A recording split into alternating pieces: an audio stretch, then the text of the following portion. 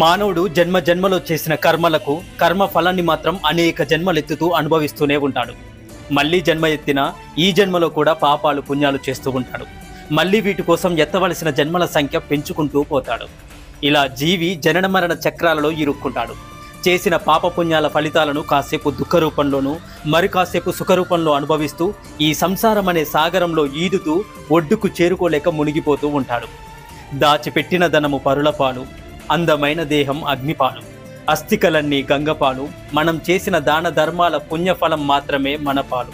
ఇది తెలుసుకొని అందరూ బ్రతకగలిగితే ప్రపంచమంతా శాంతి పాలవుతుంది. అన్నింటినీ తట్టుకోవడమే కాదు, కొన్ని వ్యామోహాల నుంచి తప్పుకోవడం నేర్చుకున్నప్పుడే మన జీవితం చాలా సంతోషంగా ఉంటుంది. ఒక పుష్పాన్ని ప్రేమిస్తే దానిని చెట్టు నుంచి త్రుంచకూడదు. దానిని త్రుంచితే అది వాడిపోతుంది. ఆ పుష్పంపై మనకున్న ప్రేమ వ్యర్థమైపోతుంది. దాని అందాన్ని ఆస్వాదించాలంటే అది